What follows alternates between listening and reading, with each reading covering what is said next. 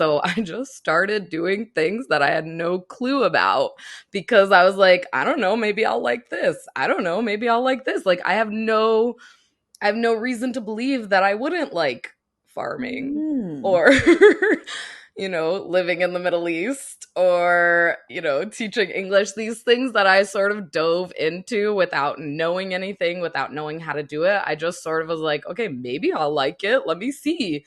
Best way to do it is through action.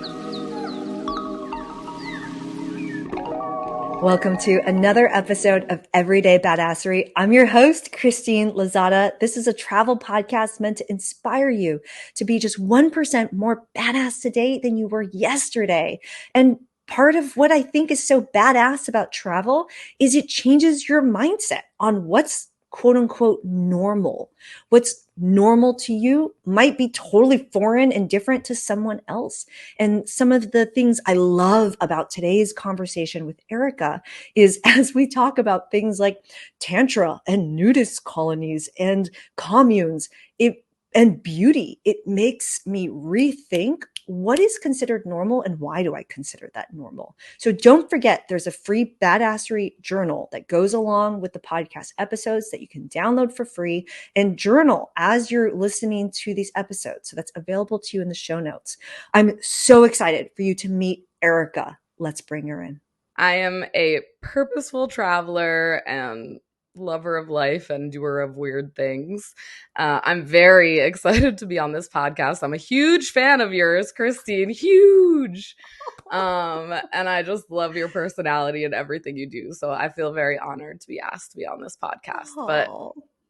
but Actually, can I yeah. tell you real talk about the first time I met you and how I Oh felt gosh. about you? Oh my goodness. Because I In New York. now I feel all the warm fuzzies every time I'm around you. And I want to publicly thank you for being such an advocate of mine all the time, everywhere. I appreciate you. But the first time I ever met you, I was intimidated to talk to you. We were in one of the worst places you could be. We were in New York City when New York City went into a state of emergency because it was the beginning of 2020.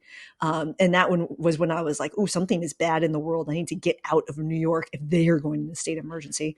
But we were there for Women's Travel Fest. And it was the opening night. The opening night is just a party night. The conference hasn't started. None of the keynotes have spoken yet. It's a night for everyone to just come at the very, very beginning. And I had walked in and this was 2020. I started creating in 2020. I didn't know a single person there. And I walked in and I was like, okay, like, all right, like, who am I going to talk to and meet? And you had this huge smile on your face and you were saying hello to everybody. And I'm like, oh shit, this girl knows everybody here. And I was like, I need to know who she is. And so I was following you around for a little while, just like trying to figure out like when I could hey, I'm Christine, like want to introduce myself. But you were too cool. And like it was really difficult to finally find the moment. And I was probably like tailing you for like 5 minutes before I could finally be like, oh, like and you said hello and you introduced yourself and you were so awesome. We chatted for a little while. And I'm sure you don't remember this part. I ran into you the next day and I was so excited to see you because you were like one of the only people that I met. And I was like, oh, hey, Erica. Da, da, da. And like you had no freaking clue who I was. I don't blame you. I'm not mad about it. I mean, like if you want to meet someone who knows every single traveler and travel creator, it is this woman. But that's our first meeting. Let me tell you, I don't even believe that because I don't believe that I didn't know who you were because I had decided a long time ago that I would never ask people if I'd met them before because the chance Mm. was I did. Yes. Yeah, the likelihood is yes. Yeah. Mm-hmm. Fair. So my go-to is not like, who are you? My go-to is, hey, it's been a long time. Remind me of how we met. Oh, I love that. Okay, so that was our first meeting. But one of the things that I think is super freaking badass about you is that you will dive into things that you know very little about. And you have this mentality. Actually, tell us, enlighten us about your mentality of life.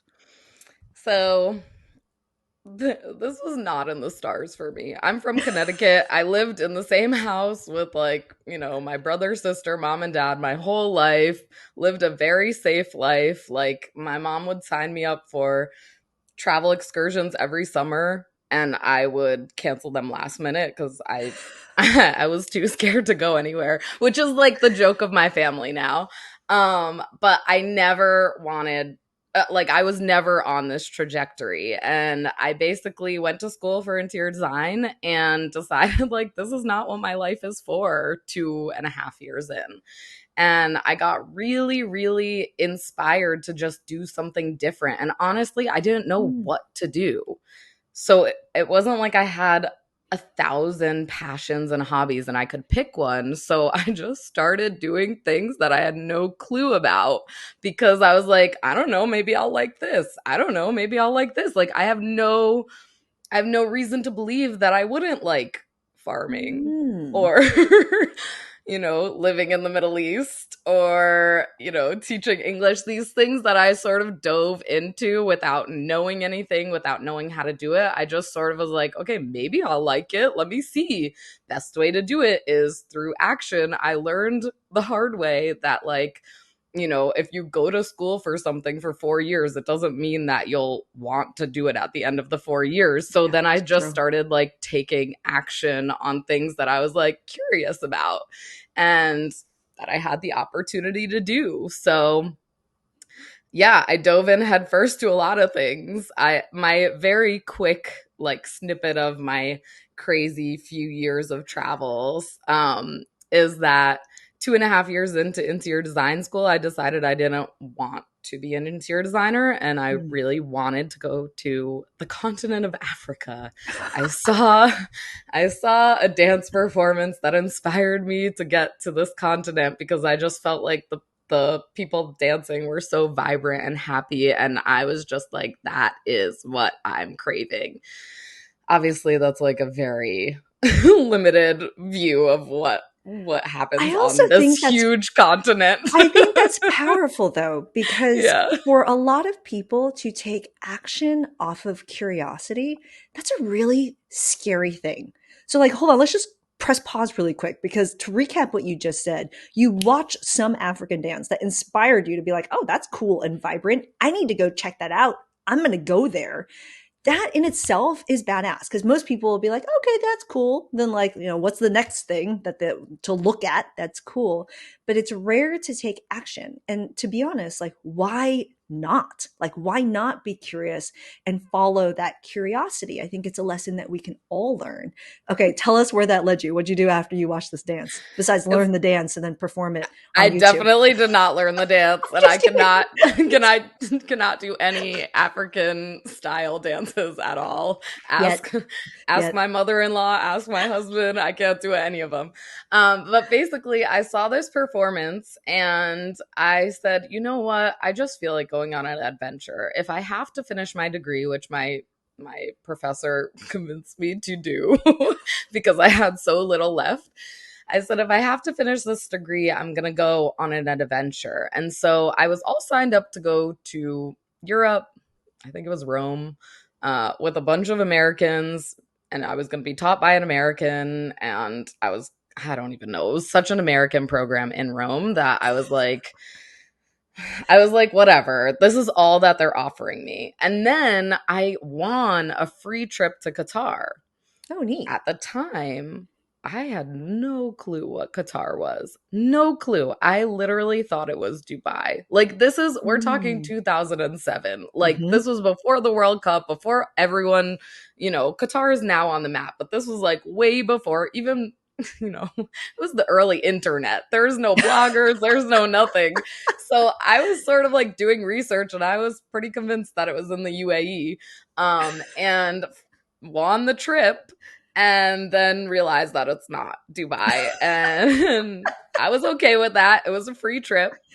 And when I won the trip a number of months in advance, and a few months before my trip, I had three girls come into my classroom and say they were exchange students from our university campus in Qatar. And I Oh, was like, oh, oh, neat. wonderful. Because I know nothing about the country you live in, and I'm about to go visit. So I will teach you everything about America. I will be your American friend. I have a car. I'll take you to Target, whatever you want. Sorry, did you mean Target? Target. I will take you to Target. I will get you groceries, whatever you need. They came to my house in Connecticut. They met my family. We went into New York a bunch. Like I loved them. And they were so scared of me because they were like, who is this crazy American girl that wants to be friends with us and asks us so many questions? But, after a few months, we became like best friends. And when I showed up in Qatar, that completely changed my experience because everyone else I was on this trip with, it was a, school based trip. Everyone Hmm. else, they didn't know anyone from Qatar. Of And course. so when I got there, my friends who were currently in Virginia, they set their sisters to find me and bring me places every single Oh, night and that's on the neat. weekends. So, like, I was whisked away from this conference to go to the desert with a bunch of their friends, to Oh, go to that's neat. malls, which are really impressive in Qatar, to go to their houses, to meet their families, to have like food. And I was like, oh, okay, hold on a second. This is really cool traveling. And I'm signed Yeah. up to go to like Rome with a bunch of Americans. No, thank you. So I Mm. totally switched my plans and I ended up going for a semester to school in Qatar, and then I ended up staying for a year, graduating from there. And while I was there, okay, I'll speed this up. While I was there, I went Amazing. on a I went on a alternative spring break trip to Cambodia, and I looked around and I was sort of like thinking about what I'm going to do with my life. I don't really know. I don't want to be an interior designer. And so I looked around and I was like, hey, in Cambodia, at least in this touristy area of Cambodia, it looks like if you know English, you have a job. And if you don't know English, I don't really know what you're doing for money. And so I think I can make a difference and help people learn English. I know English. Mm-hmm. So I Googled in this prehistoric internet era and found a very cheap program that would set me up with a host family actually in like rural Thailand, not in Cambodia. But I was Neat. like, okay, that's fine. And so then I was a waitress right before I was flying to Thailand, and I carded these two girls in Connecticut. And they gave me their Thai passports, and I was like, oh no, you didn't. You're about to be my best friends. I've never been to Thailand. I have a one-way ticket there. Like, Yeah. you're about to be my best friend. So the next day, they came over and cooked my family an entire Thai feast, Oh and we my became gosh. friends for the rest of the Amazing. summer. And one of them was actually in Thailand when I landed in Thailand. So she picked me up and showed me all around Bangkok and stuff like that before I went to my host family. This is So, amazing. Okay, hold on. These two stories really capture the magical essence of Erica in my mind. Because what you've done is, well, doesn't surprise me at all if you know Erica. She's super connected and she's super warm and she's super friendly. And it's you following your curiosity, making connections with people who are from strangers to literal friends slash feels like family because they've been in your home and eaten with your family, who have later, and there's nothing like travel that truly connects you deeply with other people, and you've furthered those relationships, whether with those people in other countries or their families in other countries, which I think is really amazing. But what I'm curious about is like this mentality that you've had to follow your curiosity. For those watching, for watching this on YouTube, Erica looks like she may have graduated from interior design school last year, but I know this wasn't terribly recently. Have you been able to carry that mindset into your adulthood now? And like, what's an example of a recent thing that has mhm. that is adult Erica following her curiosity and it leading to something that you did that you didn't know very little about? Oh gosh. Um, I like this face. You're like, this was a left field this is a question. left field question. Where have I followed my curiosity and where has it gotten me? I mean, I will say that like this has become like the way I live my life. It's basically Mm, like if I find someone that tells me that something is awesome, I'll go do it. Because mm-hmm. I very much I love telling people the things I've done that I've loved. And Yeah. I love when people share the same thing with me. So I am so jazzed whenever I find something amazing. Okay, here's an example. I was in WDS a few years ago, which is the World Mm-hmm. Domination Summit. I know we went to the last one together. You were the one that told me about something that you love, and you were like, "You have to Oh, go to this," and I totally took a chance because I had messaged you. I was like, "Yo, I don't have time." This was when I was on serious burnout mode. I don't have time to do this. Like, should I really be something I go to? And you're like, "Yes," and I'm yes. like, "I trust her." Yes, and I immediately pulled the But there trigger are on that. things that I just like love and can't stop talking about, and that Mm, is one of my superpowers is just connecting people with awesome things yeah, to do. that is your superpower. Um it sort of feels like selfish to me to not do that because I know how cool these things are. I know how unique they are. And I know that they don't really exist in a lot of other places. And so I want as many people to experience them as possible. So, your left field question is going to get a left field answer. Ready? So I was in WDS at the World Domination Summit in Portland a few years ago, and I offhandedly went to a talk from a woman that I met just on the street. I mean, she was at the conference, but we were just chatting on the street. And she said, "Come, I'm going to give a Tantra talk at Go this on. place." And I was like, "I don't know what that is, but okay, I'll take a taxi there and like figure this out." Well, I had no clue what Tantra was at the time. I was floored by the presentation she Actually, so gave. for some people listening who don't know Okay. what Tantra is, define it. Mm, I don't even know if I can do it justice defining it. It's and I've been working with it for years now, but it is basically the please don't like come at me in the comments. It's like understanding the masculine and feminine inside of yourself and opening yourself up in ways that like are more somatic. So Hmm. like more about your body than about what you're thinking. Oh, yeah. So, but most people know about it because of tantric sex, Oh, which yeah. it's related to that, but not just that. So Hmm. this tantric workshop or presentation was just it blew my mind in a few different ways, and I literally like hired Martina, who was giving the workshop, on a whim because she said she could maybe fix some like period troubles that I was having. Yeah. And I did one session with her and like my period was fixed after like 15 years Oh, of troubles. And so after that, I became like a total believer and have told every single person that will yeah. listen about Tantra, about the magic of it, and about my coach specifically. And I have like assisted in a lot of different healings, I I guess think I that's would awesome. say. Am I Yeah. correct? You have an Instagram highlight that kind of talks about some of Oh, these things. Is that true?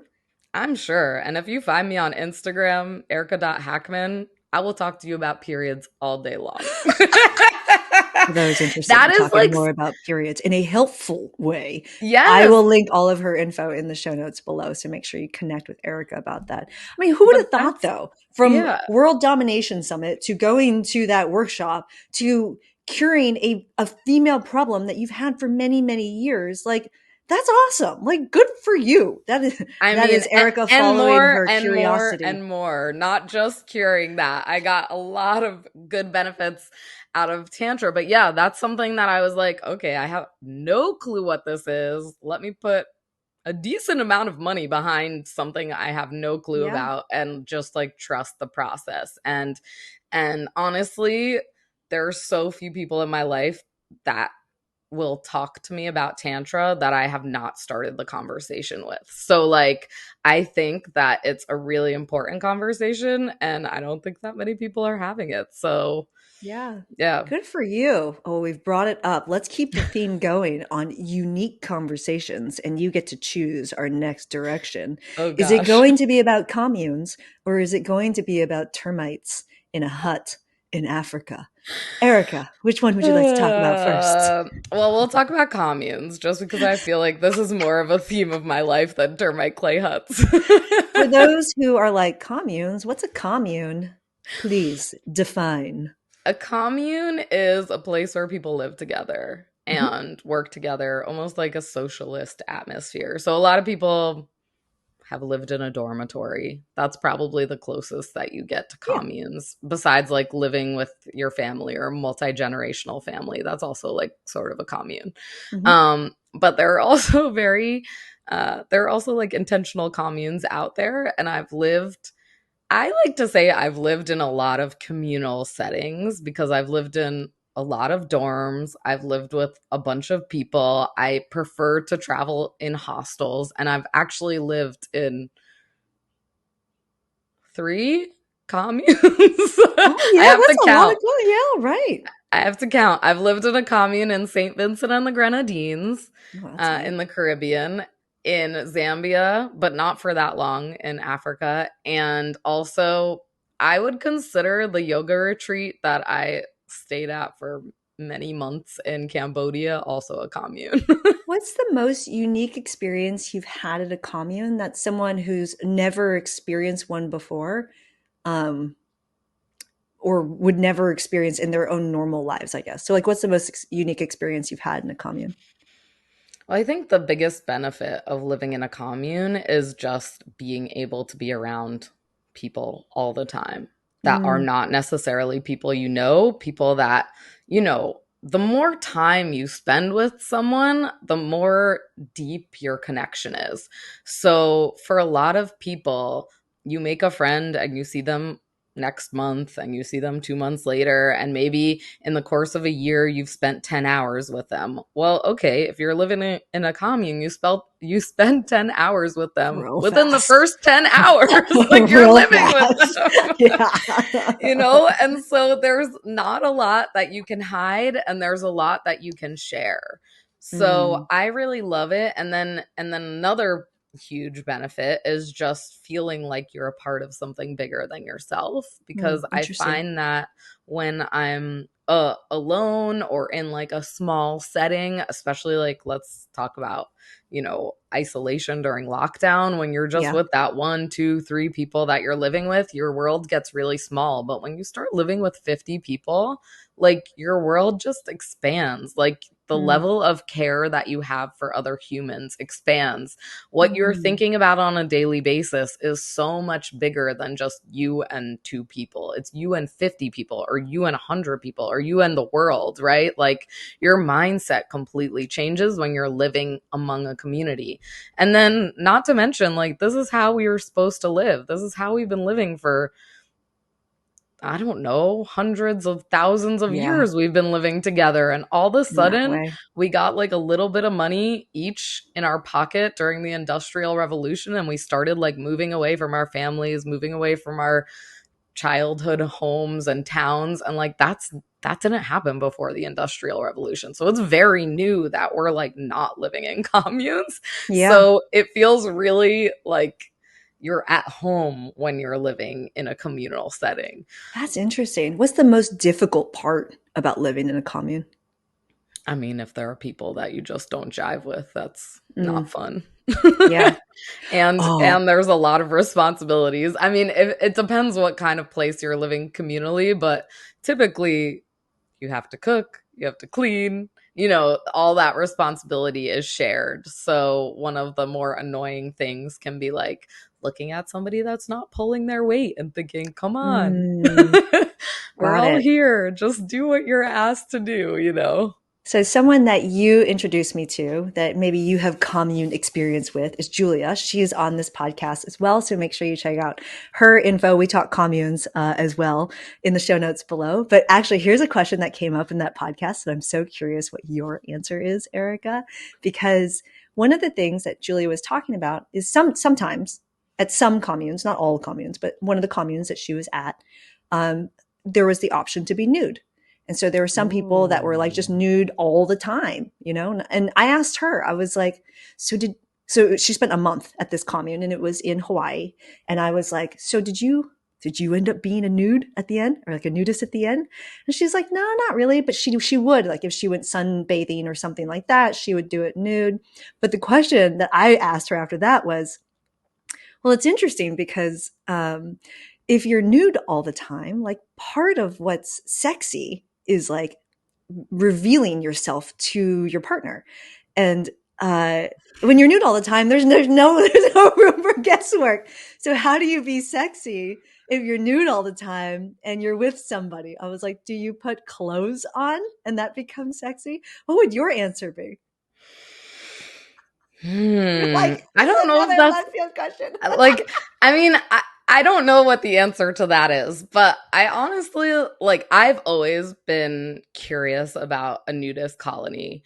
Hmm. And that has been on my bucket list for years. It's something that I come back to every now and again, but I How just come like you don't haven't know done it how to yet? find a good one. I don't know. I haven't put Yeah. like the effort in. It's not like I wouldn't. I'd still be interested to do it because honestly, I think like the question we need to be asking is like, what do people get out of being nude? I think Mm, it's like a real big freedom because we, especially women, are judged and sexualized from age 10. And yeah. so we're told we have to cover up, we have to do this, we have to do the like we have to wear a bra, we can't wear booty shorts, we can't, but like really those are all made up. It's all It's so BS. true. So Yeah. like I have been in a room with 1,000 naked women before. I remember in a church, right? Wait, In a was it? church. In a church. I have been in, it wasn't a church service, it was a conference. But I have been in a room with 1,000 naked women before, all aged, in their early 20s to their 90s. Yeah. And nothing has been a more freeing experience for me. I would say when it comes to my body on earth that I've Mm. experienced in 36 years than that hour that we spent naked together because I am, we're just not shown bodies of all different ages, sizes, races, all this stuff. We're shown a very specific version of what people think is nice. Yeah. And to be able to see 1,000 people and see 1,000 different bodies is really a unique, rare, and like wonderful experience that I will never forget. I think it's a really powerful way to be thinking about nudity in general because, automatically for me, I'd be like, oh no, I'd never do a nudist colony. Like that feels so, and I would actually use the word unnatural, but it's like, oh my gosh, hold on. Like, can we talk about that for a second? Like, what do you mean unnatural? That is what's natural and that is what's normal. And what we see every day around like how we're supposed to look, especially as women, it sucks. It Mm-hmm. totally sucks. And why can't we just celebrate ourselves for like wherever we are today? Right. Yeah. I Um, actually, so I saw Tim Ferriss speak years ago, and he was talking about how somebody asked him the question, like, what would you recommend everyone do, or something like that. And he was like, honestly, travel. hmm, And it's not to see the world, it's really just to see things that you think are normal done a different way and realize that there is no normal. yes. That's so true. That's what's normal for you. And actually, on the topic of women and women's bodies, one of the things that I'm always fascinated by when I travel is how is beauty beauty of a woman defined in all of these places I go to, right? Like what is beauty and how is that defined in the United States? You know, you think of Barbie, right? You think of, I guess not really relevant anymore, Britney Spears, or, you know, like a Pretty Nicki relevant. Minaj, Pretty right? relevant. I But mean, I would think that, if yeah. you go to another country, right? What is it in Japan? It's a very young, a very youthful face. It's, you know, very light skin, not tanned. What is it in Ethiopia? It's a very, you know, like a broad nose and a woman with like full hair, and like like the list goes on, and it's so different everywhere. And I think that's really important because, like, what is beauty anymore, right? And like, how is every society defining it, and what actions are you changing that maybe you should or should not be changing about yourself and who you authentically and truly are. And Hmm. just celebrate who you are, and celebrate who you are, and go join a nudist colony. Well, it's actually funny you say that. So my one of my best friends, Stephanie Floor, I don't know if you know her. Oh, with Um, beauty. Yes, she Yes, runs around the world beauty. She's a makeup yes, artist and then she takes people to different parts of the world. I've gone on a beauty tour with her to love. Mexico, Morocco. So I went and toured around Morocco and she basically like shared all these different ancient beauty secrets, these like passed down traditions, like how to make your own makeup, all these different things, and we were like immersed in beauty that was not westernized, and Yeah, it was a really great experience because honestly, like the more whitewashing and westernization happens, like the less uniqueness there is in the world. So I am, I'm here for that conversation. That's a great conversation to have. It's like, why do we think this is beautiful? I mean, even more extreme, there are hill tribe villages in Southeast Asia that like extend their necks, yeah, or there are people that extend their ears. Like that is a thing of beauty, and that is something that we would look at and say, what is yeah. that, No way. We'd be like, no way in America. yeah, but it's Exactly. so like it's just a conversation around something. So like, people's long hair, people's short hair, that's like something Mhm. that's sort of normalized. But like there are things that people are really seeing as beautiful, markings on your face, like tattoos, things like that some people will look and say absolutely not, and some people will look and say that's the most gorgeous thing I've ever seen, you Yeah. know. You know what? This is making me reflect on a moment in which I was feeling so thankful to live in the United States because I have the freedom to express beauty in the way I want to express it. And this brings me back to when I was living on a yacht in the Maldives, droning manta rays. I was roomed. Like when you live on the yacht, everyone stays in double rooms except the captain. And the woman that I was staying with is this beautiful Maldivian woman. And I was the only one that got to see her hair down, Mm, because even when she's scuba diving, even when we're in the water, she has a full dress. Her hair is covered. Her the aqua entire body is abaya. covered. Yes, exactly. And I was the only one that really got to see her beauty. And it made me realize, like, there's so much expression that I have with my hair, my hats, the clothing I wear, right? For her, it's no makeup either. So, you know, being able to wear different kinds of makeup or whatever, like have my nails crazy colors. Like I have a lot of options. But Whereas, then the question becomes, how does she show her beauty? right? So And maybe it's not but visual. exactly. And does she even need those options though? And Yeah. it just it's making me just rethink how I think about the expressions and the options I have. And do I need those expressions or options? And how much value do they actually have? And how are we truly defining beauty? Well, Oh, I think that you can dial that whole conversation back to whether kids should be wearing school uniforms or not. Like that's the whole conversation. oh. So like it is really great to be in America and to be able to do whatever you want, but you know, it might also be wonderful to live in, Maldives or Doha or the UAE and decide, you know what, I'm going to take back 2.5 hours of my time and every day and not do my hair, only do my face makeup and my nails and not care about what I'm wearing. I could wear the same thing every single day if I wanted and not have, my whole identity be based on how I look. It's just a different way. Fair. You know what Yeah. one of my favorite things about solo travel is? What? I'm so ugly when I'm solo traveling. Do not care. Do not care. Do not care. Wear the same outfit every freaking day. Yes. Oh, Yes. I am ugly, and I usually, when people ask me my name, I usually say something else.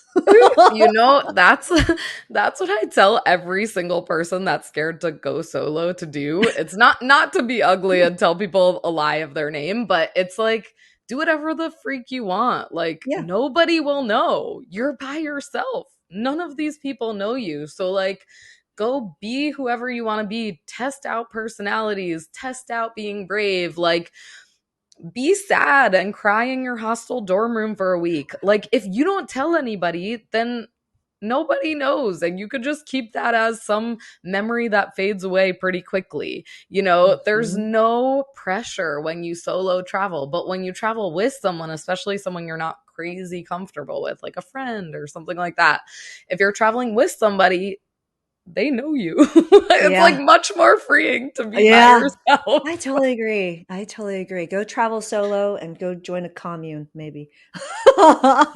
Two opposite ends of the spectrum. I was like, wait, solo travel and commune are not the same thing. All But the right. thing is, I've solo traveled to communes. Like you live with a community, but that's still solo travel. I didn't go with any of those Fair. people. I don't know them. Yeah, fair. All right, termite hut. I'm ready. Enlighten us. Where was this termite hut? Why were there So, termites? What was it like living in a termite hut? All right, I don't know. oh Answer gosh, one of you want those. to know the actual termite story?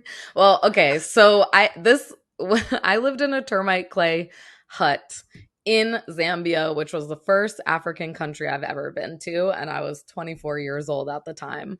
I was doing it as a part of a commune, actually, and I basically signed up for a program where that I learned about on Google and just trusted, even though they had a really janky website, where I would go live in St. Vincent and the Grenadines on this international community service learning commune. And I would live there for 6 months. And if I It's a long successfully time. lived there for 6 months, then they would send me to a part of sub-Saharan Africa where I could like work on a project with Oh, neat. another team member too. So at the end of my first 6 months, I got sent to Zambia, and my friend, also this other American that I'm like still best friends with many years later, we went together and we were put in the headquarters of the commune in the second largest town in Zambia called Ndola. And so that was where I also lived on a commune. I don't know. There's a lot of communes that I could say I lived on because, well, we'll just go on. So I lived on that commune for like a month before we convinced them to let us free and go live with an actual family and work Hmm. on an actual project instead of like being at the headquarters, which Hmm. was not that great, honestly. It's like working in an office in Mm. in Zambia. That's not what I thought I was going to be doing when I signed up to work with farmers. So we convinced somebody that we were like visiting in the field to take us in and and like take us under their wing and basically be responsible for us for the next many Naturally. months. And so they found us a home to live in, which was in Spiders Village. It was outside of this place called Makushi, so it was like 25 kilometers from like a major, I would say major very lightly, town. And so we lived with a family of like 40 people. It was all in different houses. It was one Spider was the grandfather. It was his 13 children and then their children. Wow. And we rented it from this our brother. our host brother, Stewart, and we rented a termite clay hut for that had like a tin roof. It was only 2 rooms. The bathroom was a latrine outside. The shower was an area outside, and we rented it for $10 a month and worked with the farming cooperatives there. And it was honestly such a beautiful experience. That's why I'm like, that's sort of a commune too, because it was like 40 people that were That's a lot of looking out people. for us and looking out for each other. And, you know, if we needed something or if we had something that we wanted to share, like we were all just right there. There were so many kids, there were so many animals that lived with What us. was your biggest learning from that experience that still lives with you today? I mean, the biggest. Let's see. I have so many things that just like spun my world around during those 6 months, honestly. I would say that the biggest thing I took away was that perhaps I'm part of the problem, even though I'm trying to be part of the solution. And so, like, how do you Hmm. actually aid in development without harming people or cultures or, you know, yeah, just how do you aid in development without harming the Hmm. people that you're trying to help? So that was a big question because, uh, you know, everyone's told to just like go to Africa, they need help. And that is like a terrible sentence and a terrible sentiment. It comes from a good place, but it honestly is perpetuating a lot of not great stuff. And Ah, there interesting. is a lot happening on the continent of Africa, and Africa's huge and there's tons Mhm. happening. And so to think that, you know, just by going there, you can make some sort of impact is a really naive way Ah, to think. So I think that was the biggest thing I took away. I would say, like, on a more upbeat note, I would say that like living with families and living as like a village raises a child, like that was right in front of my face for six mm, months.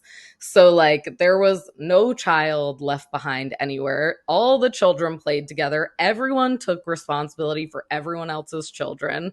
It mm, was a beautiful display of like what could be in America had we not had this mm, like very individualistic like move into like having your own home and having a huge home so you know can't even see your neighbors. Like that's so whack. that's Like it's rewarding to see so that. much, yeah, it's so much nicer to live with a community and to be able to lean on people and have them help you and you help them and like just be in this constant like motion together, not like, oh, I need an egg from my neighbor, but I don't know whose door to knock on, you know? Like, let Mm, me go all the way to mhm. the grocery store. Like, that is, I feel like with the life we're living now, and like, that is not how it is all over the world. And I would much prefer, like, the structure that I was living in Zambia than the structure that I live in New York City. That is Hands down. fascinating. I'm Yeah. curious, what was the hardest part about your time, your 6 months there? I think, you know, I was 24 years old. I had a really good idea of what I wanted to do next, and we were pretty disconnected. We didn't have a phone. Mm, We barely had internet 1 day a week. And so it was very hard to get anything done, especially coming from, you know, the US where the internet works all over and is fast and you can get a lot done. Like it took us forever to load a page. And so that was very frustrating. Um, you yeah, were I mean, there were a super lot of disconnected. yeah, there were a lot of things. I could talk about my time in Zambia for I feel like years. I just there were so many things that were so incredible. Like one of the things that I didn't know before I lived in either Zambia or St. Vincent and the Grenadines was moonlight is a real thing. I didn't Oh, know. I didn't know that moonlight was a thing. Like I know that's going to make me sound really dumb on this podcast, but like I lived in Connecticut. Mhm. I didn't know that the moon could actually light your way, like almost like the sun. Like moonlight is strong. Mhm. I mean, this is part of travel, right? In gaining new, Yeah. not just perspectives, but experiences and being in places where you can actually experience that because you're not in Yeah. Connecticut. Like, how were you supposed to know? I always think that's one of the funniest things on my YouTube channel when people tell me, like, well, you were supposed to know that, whatever that thing is that I discovered in a new either city or town or country. And it's like, well, I didn't pop out the womb knowing that. I didn't pop out the womb knowing that moonlight could light the, like, literally light the way. Like, you need to experience it and then share it back with others because there are other people that don't know. Just like there Yeah. are people who may not have known about Tantra and communes and termite huts that But you've I experienced. do think this is the magic of sharing, you Yeah. know? I love talking about what I've done because I feel like, good, bad or ugly, like it's important to share these things because that is how people understand the world. That's how they learn things. That's how I learn things, I know a lot of things just because I listen to my friends talk about their experiences. Yeah, it's through And sharing these stories that it can expand people's mindsets. Exactly. yeah, and also it can open doors to opportunities that they don't even know exist for them. Like Yeah. hopefully after somebody listens to this, they go look it up intentional communities and, Yeah. experience it for themselves. But until you really know somebody that's done something, it's really hard to jump into, just going. That's why I wasn't seeking out these friends in that were from Qatar or Thailand, but the second I saw them I was like, "Oh right, help me because you've been there. You can tell me. Like I can Yeah. trust you. You're a human. Like tell me what the experience will be like. I'm nervous." That's I took out one of my only people that I ever knew to solo travel was this guy that was like, I don't know, 15 years older than me. I think I was 21 when I bought my one-way ticket to Thailand. And I took him out to dinner. And I was like, "Hey, can you tell me everything you remember about Thailand and what it's like to travel Oh, solo? Because I've never done this before. I bought a one-way ticket. I don't know what I'm doing. I think I'll be okay, but like, can you just tell me so that I can feel comfortable?" And I think, a lot of people think that sharing is bragging, and sometimes it is, and that's not a bad thing. But sometimes it's just like opening up opportunities and doors for other people to look in. And I feel like sharing is like you have to do it. Like it's like, it's not your right. What's that word I'm thinking of? It's like what you must do after you do something cool. Like you have to share it. Otherwise, why were you given the opportunity to do that? yes. I love that. It's your duty. Hell yeah. I have my answer, but tell me yours. Erica, are you a badass? Why or why not? Wait, you have an answer for me? Because I we do. all know you're a badass. That's right, motherfuckers. No, what are you? Are you a Uh, badass? Why or why not? oh gosh, I sort of want to hear what you're about to say before I say No, you something. get to go first. Sorry. Okay. I mean, Sorry. I think I'm a badass because I think I've done a lot of things that younger Erica would have been like, hell no, she's never doing this. She doesn't Mm. have the guts. She would never do this. Like, she doesn't know anyone that's done it. Like, there's no way she's going to try this thing. And I feel like the most badass thing about me is just the ability to be like, yeah, let's go for it. I can always like correct course if something goes terribly wrong, but like, let's go for it. And really loving all the places that I go. I feel like that also makes me a badass. I feel like one of the great tragedies of travel is that there are a lot of people that go places and then come back with like a lot of weird judgments about the place and then they share those. And I feel like one of the greatest things about me is that like I pretty much love every single place I go and I will tell people all the great things about it. And yeah, I feel like that makes me a badass. Hell yeah. I agree. I think you're a badass because you are authentically yourself. and you wear your heart on your sleeve, and you're not afraid to say, I don't know. Like, you will openly be vulnerable and talk about how you don't know, but your curiosity and your willingness to figure it the fuck out and also connect with people to make the dots all come together so that you can go on the badass adventure and do the things. That's what I really love about you. I'm curious, knowing what you know now as adult Erica, what would, if you could go back and tell your younger self something, some piece of advice to help her go through all the things in life that she's going to experience, what would you go back and tell her? To be honest, I don't like this is gonna sound crazy, but I don't really have any regrets. I think younger Erica was doing the coolest shit. Like, I think she was following exactly the right path, and like being older Erica, like all those dots do connect. The only thing I would say to younger Erica is like keep a freaking journal. That's what I would say to today's Erica too. Like keep a Wait, journal because I forgot everything. does today's Erica have a journal? Huh? Not Huh? really. Sometimes, like Oh, once a month. girl. Reminder, there is a badassery journal free download with prompts that go Ooh. with each of these. So the prompts that will go with Erica's podcast today are available to you so that you can journal about what you learned. Because do not leave the scene of learning something without taking some action. Write it down and do the things. And maybe you should write down, start a journal for all the travels and crazy things that you do. So yeah, there you go. I mean, luckily now I have a camera that like I can just look back on stuff, but it would have been great to keep a journal like consistently throughout my life. That's something that Glow Atonmo does, and I'm Oh like, yeah. damn, that would be so cool. Like, I want to read all her journals. No, she's definitely a badass about that. Yeah. Erica, where can people find you at?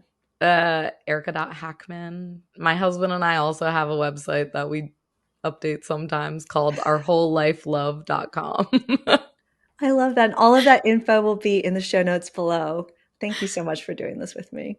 Anytime. Love you. Love this podcast. Love everything you're about. Thank you. Thank you. Thank you. This has been a heck of a conversation, and we literally touched the tip of the iceberg.